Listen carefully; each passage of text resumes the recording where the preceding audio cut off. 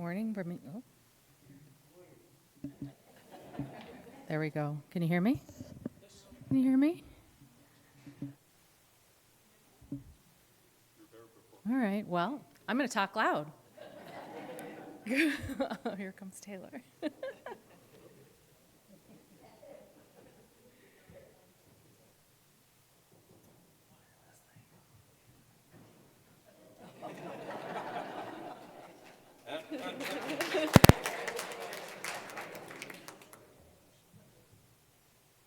How about that? No. How about that? I'm going to talk loud for now. Good morning, Birmingham Unitarian Church. Good morning. Welcome to all. Whether you're visiting us for the first time or have been here many times before, whether you're joining us here in the sanctuary, remotely via Zoom, or watching this recording later, it's good to connect with you. By greeting our virtual neighbors, there we go. By greeting our virtual neighbors, we build a bridge between online and in-person participants. First, we'll project on our screen the image of folks who are currently on Zoom, and if you're comfortable doing so, please turn on your camera and give us a wave.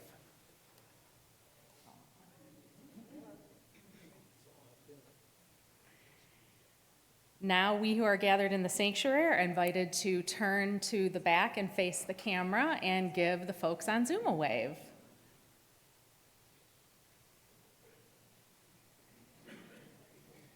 If you are here with us in person, we invite you to join us for coffee and conversation in Hodis Hall right after the service. Hodis Hall is located to the left after you exit the sanctuary. And if you're with us on Zoom, we invite you to stay on the call for a virtual coffee hour immediately after the service ends. Whenever and however we connect with BUC, we are building this beloved community.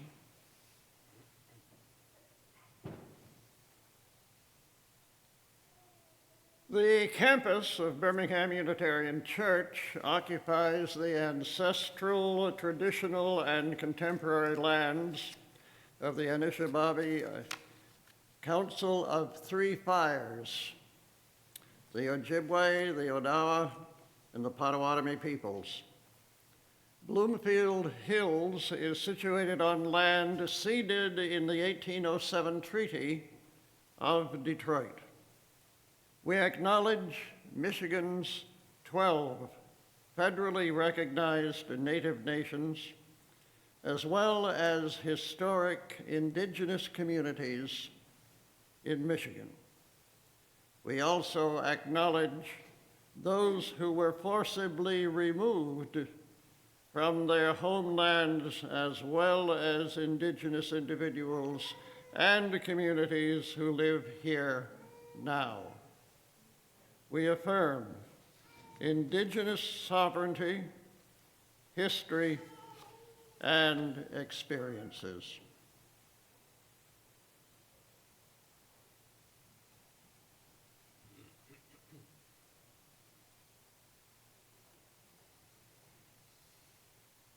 We light this chalice for all who are here in person and online, and all who are not, for all who have ever walked through these doors or participated by Zoom, for those who may yet find this spiritual home, and for those we can't even imagine yet. For each of us and for us all, may this flame burn warm and bright. We rise now in body or in spirit and join in singing hymn 360, Here We Have Gathered.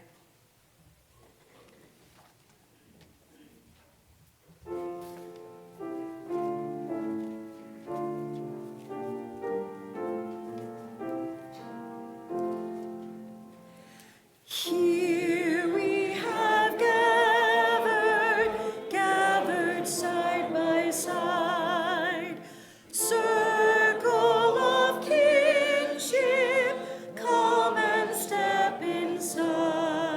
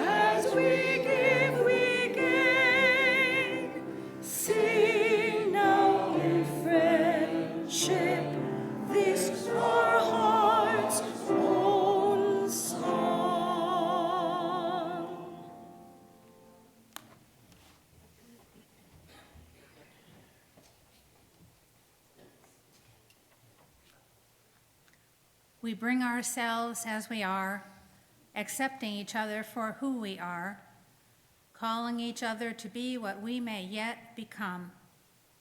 We call each other and ourselves to vision and action, nurture ourselves, nurture each other, challenge ourselves, challenge each other, make room for those who would join us, enjoy beauty, explore meaning, find purpose, make peace, do justice, help heal the world.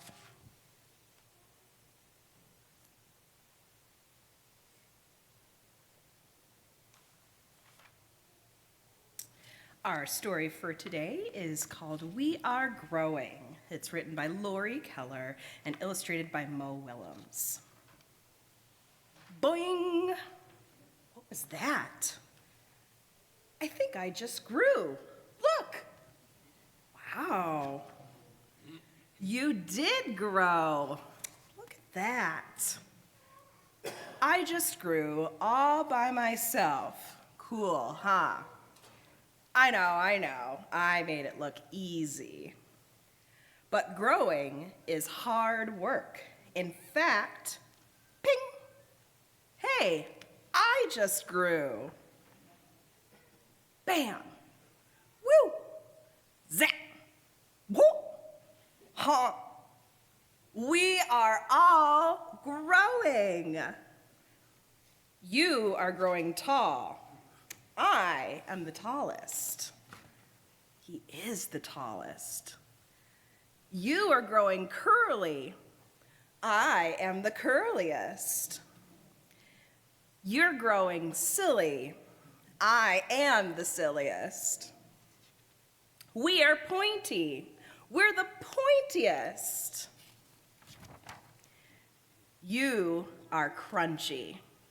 I am the crunchiest. I am the dandiest. You are a dandelion, a weed. I've been called worse. So what are you, Walt? Me?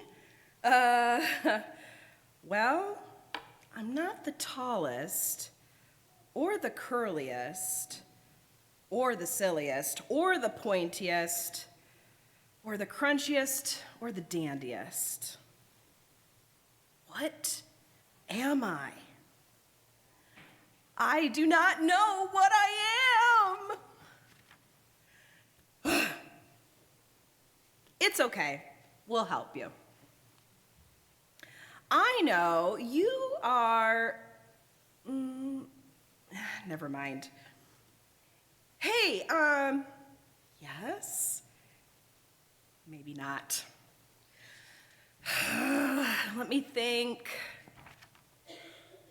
Well, so what are you? Hurry up, Walt. Tell us. Come on. Think, Walt. Think. You can do it. Bzzz. Oh, no is right. What a mess. I'm not the curliest anymore. I'm not the tallest anymore. We are not the anythingiest anymore. Do not worry, you'll grow again. We will? Yay, we will grow again. All together, grow, grow, grow, grow, grow. All right, yeah. But before we grow, let's clean this place up. Hey, I think I know what I am. I am neat. You're neat? You are neat. You are so neat. You are the neatest. I am the neatest. We are all the somethingest. At this time, we'll have our children and youth join us at the back of the sanctuary as we head off to RE.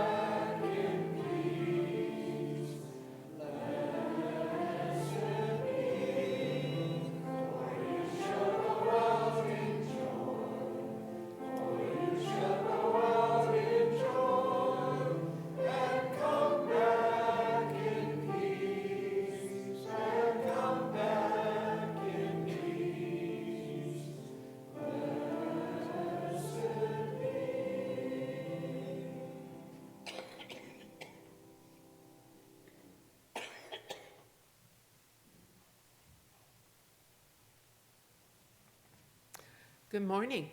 I haven't been up here for a while, so it's nice to see you all. Welcome to everyone, especially those of you who were snowed in last weekend. But be assured, there are a lot of more community building activities taking place in Hodis Hall today after service. There's a fleece blanket to make, a chance to renew your hopscotch skills. And you can also grab a puzzle piece like this and color it to your heart's desire to represent how you fit into our BUC community. On behalf of your stewardship team, I'm pleased to announce that another 26 pledges came in this last week. That gives us a total of 54 pledges, or 36% of the 218 total pledge units. The total amount pledged is $190,000, or 36% of our $530,000 goal. Our congregation is eager to receive the remaining pledges before next weekend, as follow-up messages and calls will begin on March 3rd. Now, it is my great pleasure to introduce another member of our congregation, Barb Eschner.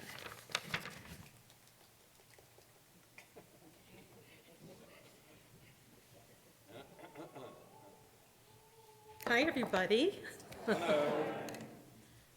Well, it was on a cold February day like this in 2010 that Dick Cantley and I first visited BUC.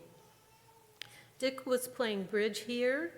We had enjoyed Mama's Coffee House concert, and we had researched Unitarian Universalism online. So for a disappointed Catholic and an unchurched Lutheran, BUC seemed like the right place. Talk about a warm welcome. Larry Friedman greeted us right away. Hi, Larry, at home. And he led us into coffee hour, where we chatted about the sermon. We learned that Larry and I both started our first job at the same company in Prentice Hall Publishing in New Jersey.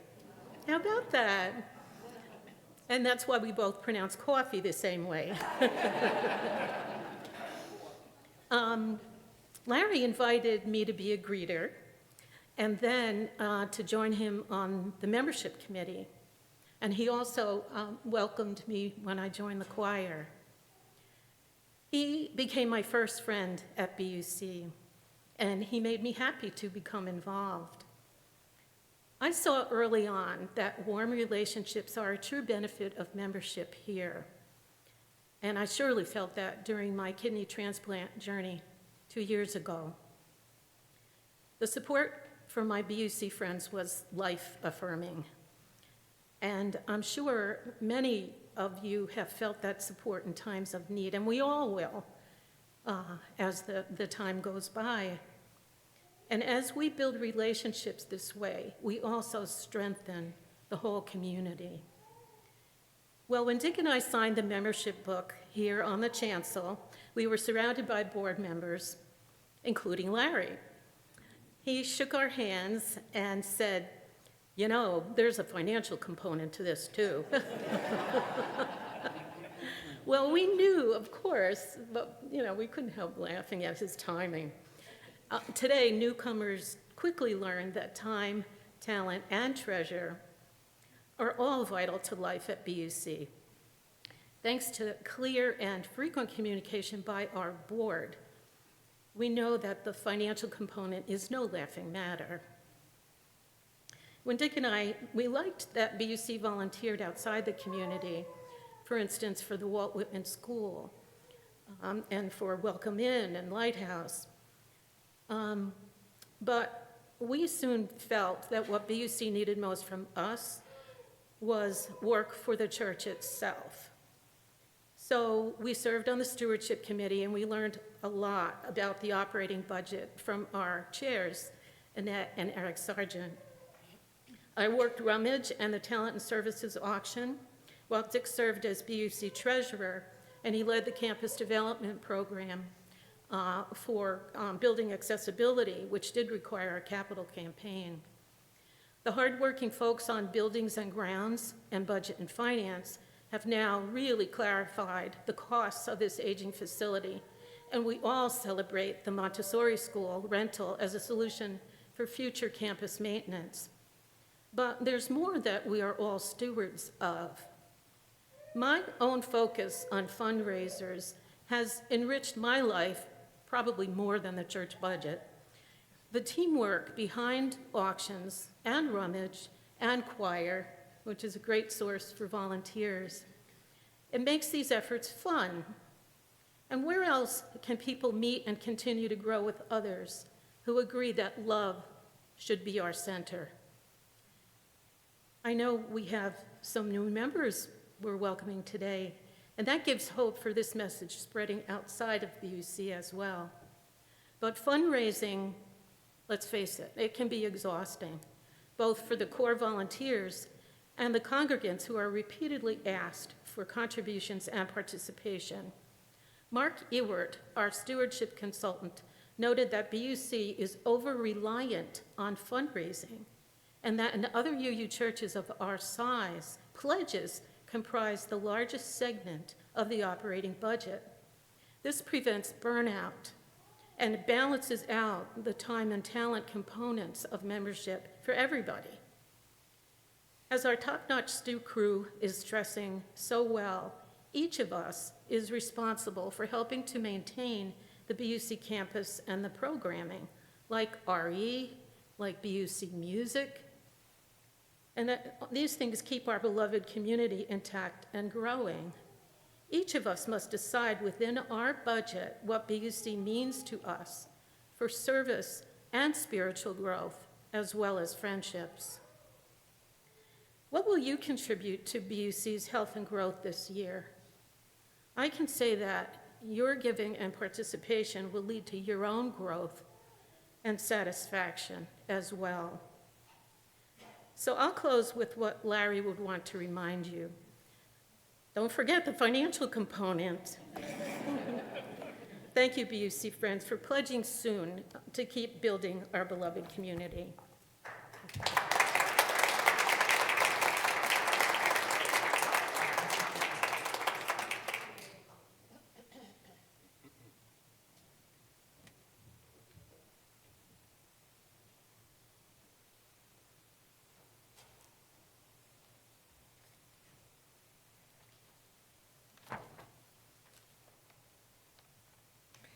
We now invite those who have signed the membership book this morning to come forward and stand in front of the pulpit.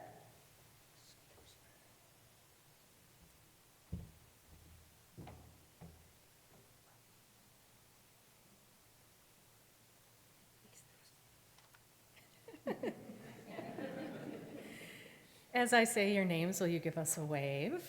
We have Craig Daly, Maureen Dunphy, Hannah Kelly, Alex Kelly, and Magnolia Kelly.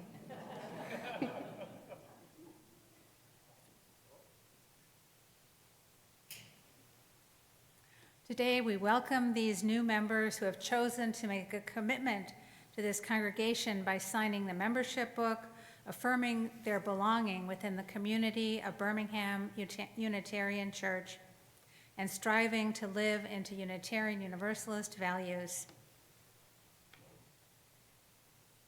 Unitarian Universalism is a way of faith that celebrates diverse beliefs. Each of us is free to discern for ourselves what we believe about the meaning of life and other important questions. We enter into religious community to become part of something larger than ourselves, both nurture and challenge each other and ourselves as we travel together on life's journeys. Will members of the congregation now join in reading the words of welcome? We welcome you into membership with Birmingham Unitarian Church, knowing that we are changed by your presence among us. Now our new members can read their part. We gladly join with you in the spirit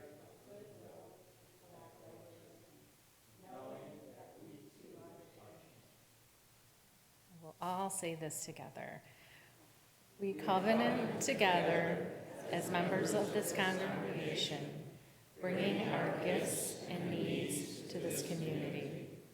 Together, we support Birmingham Unitarian Church through our contributions and our participation. We pledge to do our part to create and sustain strength for each other and for the common good of the world. Congratulations and welcome. Congratulations, everybody.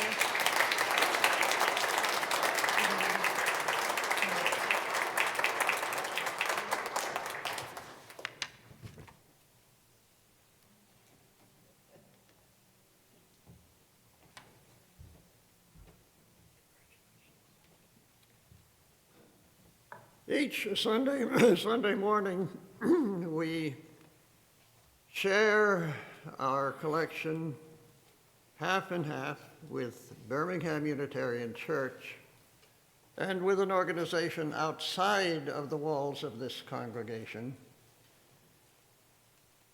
always with people and congregations otherwhere who believe basically in the same kinds of things of service in which we believe. The mission of Birmingham Unitarian Church is to be a free and welcoming religious community that encourages lives of integrity, lives of learning, lives of service, lives of joy. One way we live out this mission is indeed by giving half of our weekly offering to a nonprofit organization. For February, our plate recipient is the Cooley Innocence Project, a law school clinic at Cooley Law. The project's mission is to provide free legal assistance to and secure the release of persons who are wrongfully imprisoned for crimes they did not commit, and to provide its students with an excellent learning experience. Since 2001, the Cooley Innocence Project has screened over 6,000 cases and is responsible for the exoneration of 9 fully convicted prisoners.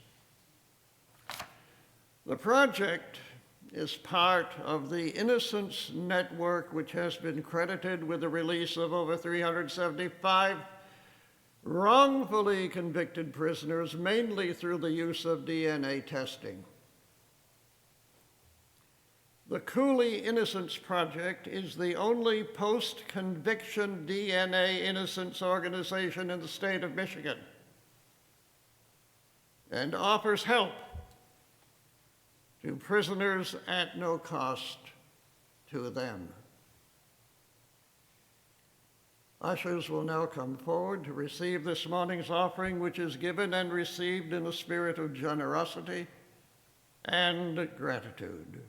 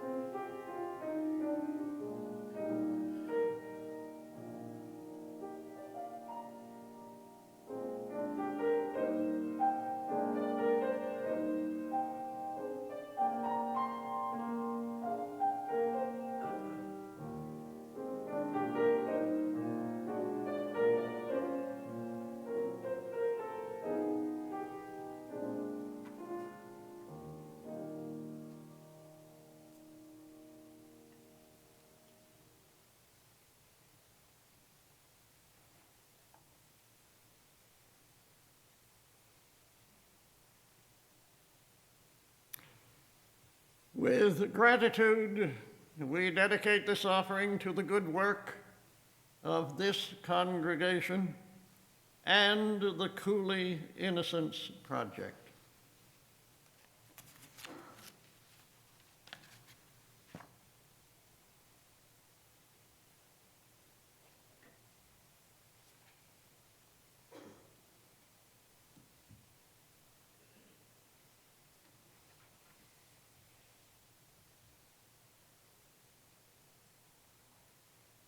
Deep mystery of our lives, voice in our hearts and light in our minds. In the joyful freedom of our church community, we are here together as adventurers called forth in spirit. People moving, yearning, questing, pushing the limits of our lives outwards to what is more loving and just, more beautiful and true. Here in this place, made holy by the memories, the aspirations, the purposes, and ideals of those before us. These were people of vision, people of spirit. We here today are also people of spirit. We too are struck in awe before the great mystery of the cosmos. We too are powerfully moved by a deep concern for our world and our care for one another. The Spirit moves in us as a free religious community joined in a common covenant of aspiration, commitment, and hope. May ours be a faith that is more than just beautiful words and high ideals. May ours be a faith of vitality and commitment, a faith that burns in our hearts and blazes in our minds. May ours be a faith that shines to the world as the light of deeds and witness of action. O source and spirit of our lives, may we respond boldly to the call to adventure, for justice, for love, and for joy.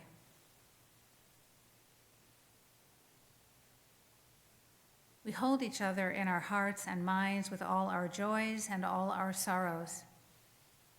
The joys and sorrows of the congregation that are shared with us this morning are these.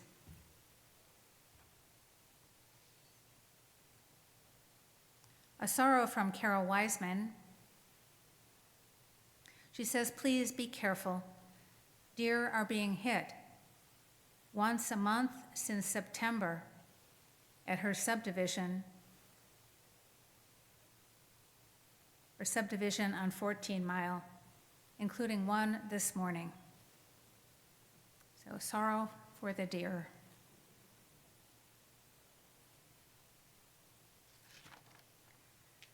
A memorial service for Emily Friedman, daughter of Larry, has been scheduled for Saturday, March 30th at 11 a.m. here at BUC, and a reception will follow.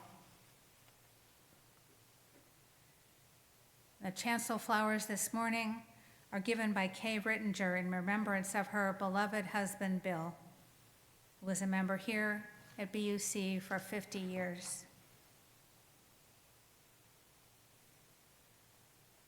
We remember those experiencing losses and those facing health challenges. We pray in whatever way we pray for all those affected by war, by hatred and violence. We pray for peace. The cares of the world are many. Even when the cares of the world weigh on us, may we find joy in our connections with each other and in the pleasures that life holds. Let us take care of one another and ourselves in all the ways we can. Let us make this a safe and welcoming place for all.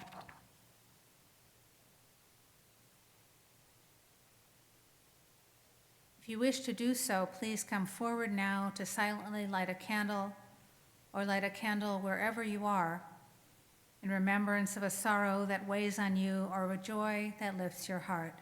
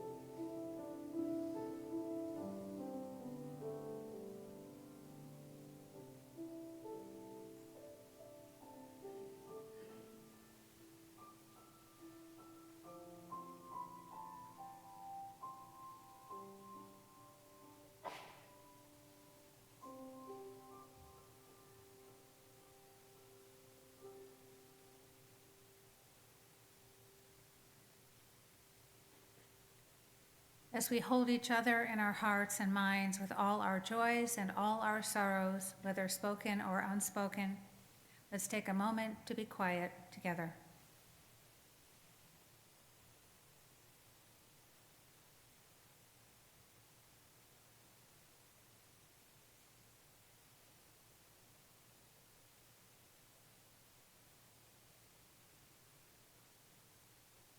Now please join in singing hymn 123, Spirit of Life.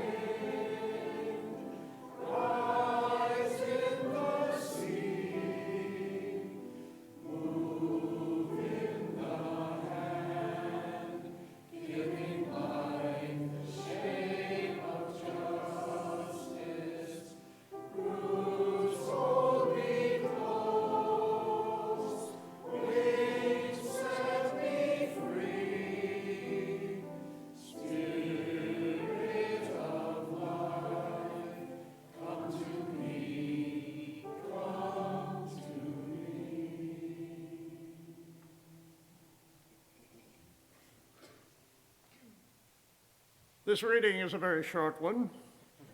In fact, it's only 4 lines long. It is written by a Buddhist teacher, Richard Kirsten Dansai. And what I would encourage you to do, if you choose to do so, is simply to close your eyes while I read these 4 lines. Every line contains an image. So see what image it brings to your mind as we go from line to line.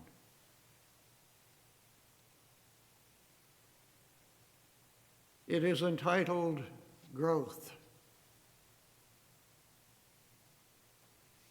The roots are you. The leaves, your learning. The flower is your love and understanding.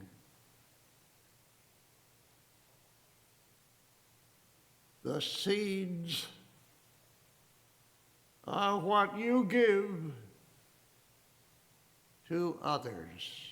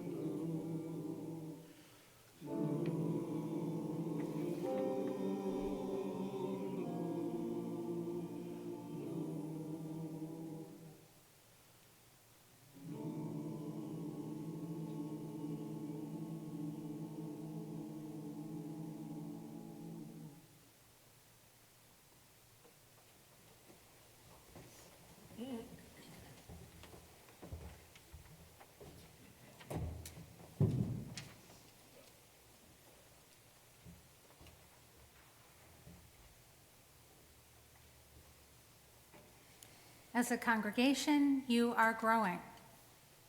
The beginning of February 2024, the number of members reported to the Unitarian Universalist Association was 258. At the beginning of this month, the number of members was 264. And with 5 members who have signed the book this week, that's a net increase of, how many members is that, Sarah, over the past year? More than the five who joined this week. Weren't there 6 maybe who joined in November? Okay, I was counting on you to remember that, sorry. So there were 4 members who joined this today, and there was 1 more who joined this week. That was Mike Mansour, who was unable to be here today, but he will likely participate in the next covenanting ceremony that will take place, we're hoping, in May. You gotta keep track on the numbers and the calendar for me, that's good. So, after years of declining membership, that's significant growth. So as I tell members when they join, they are no longer new members. Now they're just members. So these members sing in the choir, these members bring babies who may be dedicated sometime before long, and they're participating in the congregation in ways that are meaningful to them, and they also know about that financial commitment and have fulfilled that financial commitment already. So they become part of the covenant together with all of you as members of this congregation. So the covenant is not just a behavioral covenant, although you have one of those. The covenant is a covenant of relationship that is, as one minister put it, the covenant is reconstituted every time a new member joins. And I love that image, that thought of the membership being reconstituted. I think of, frozen orange juice or powdered milk. But I love it, the idea that you're all kind of mixed together and you become something more than you were before. So you belong to each other and to something greater than yourselves. Maybe it's the pitcher full of orange juice, and now you're part of that pitcher of orange juice. You're not just frozen orange juice anymore. You're mixed together with all the parts. You become part of the whole that the parts are greater than. Let's see, the sum of which the parts are greater than, something like that. People gather to be more and do more than they could be and do alone, and to live in the best way they can, to do their part to make the world a better place. Isn't that why you're here? To do your part to make the world a better place, that you find spiritual sustenance and spiritual growth, and you do your part in the life of the world, renewed and sustained to be able to do that work that you do in the world, whether it's work you do in your professional lives, whether it's volunteer work that you do in the community, whether it's just being, I used to tell my children, if you can't be nice, be decent. So to be decent to each other. Niceness is kind of overrated, I think. Niceness can be superficial and meaningless, but decency can be something that sustains you and sustains each other. So isn't that why you come here, to help you be decent to other human beings in the world? I hope so. I hope so. With my reputation for short sermons, I'm trying to page through here and make sure I cover the really important things. Not that they aren't all important. So numerical growth. We've talked a little bit about numbers. There's, budget numbers and pledge numbers and all those kinds of things, and membership numbers, which are, of course, important. But of course, new members are not just numbers. They are human beings who join together in community with everybody else. So there are 4 modes of growth that church growth experts have found. And these are not, of course, just distinct and in silos, but they're all kind of interrelated and overlapping. But one of the reasons that you come here, I think, is for maturational growth, is the term that the church growth experts use. So it's defined as the ability of a congregation to challenge, support, and encourage each one of its members to grow in the maturity of their faith, to deepen their spiritual roots, and to broaden their religious imagination. So how can lives be shaped and changed by participation in this congregation? We welcome each other, recognizing, accepting, and embracing each other for who we are, even as we change and grow. So you learn who you are, just like those blades of grass.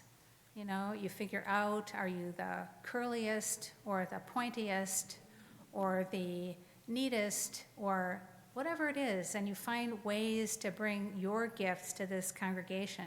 And you're all the somethingest. So there. So we include each other, not just people like us, but people who are different from us, people like us. You support each other's spiritual growth as you share ideas and learnings in discussion groups and classes and coffee hour conversations, where you can learn so much about each other and from each other. You grow maturationally through formal and informal religious education that takes place all the time as you learn and grow together. And the curriculum of this religious education that you're all part of is the course of the life of the church. It happens all the time in everything you do as a congregation as you live your faith together.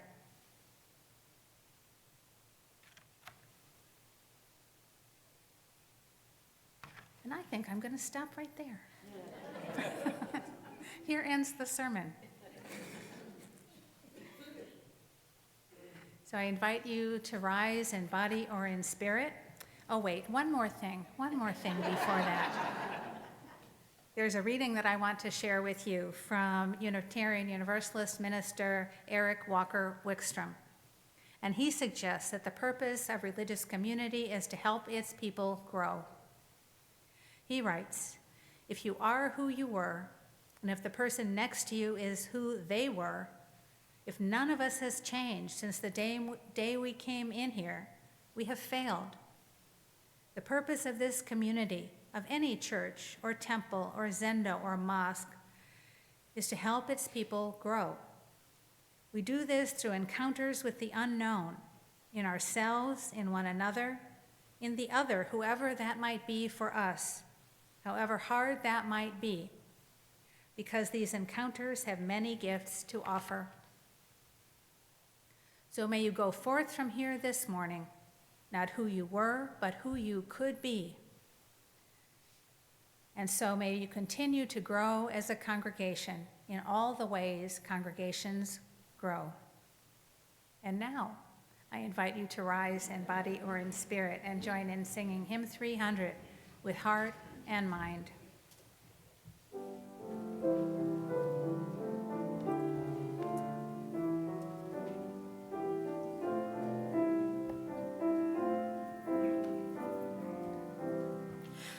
With heart and mind and voice and hand, may we this time and place transcend to make our purpose understood.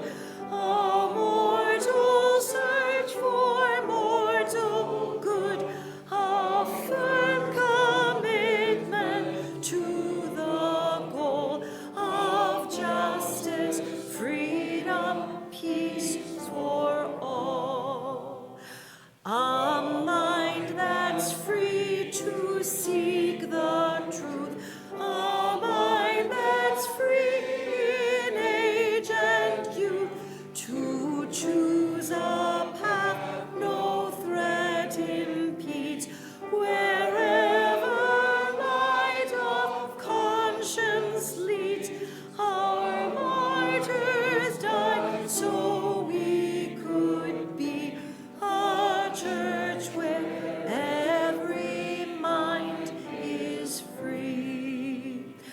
A heart that's kind, a heart whose search makes love the spirit of our church, where we can grow and each one's gift is sanctified and spirits lift, where every door is open wide for all who choose to step inside.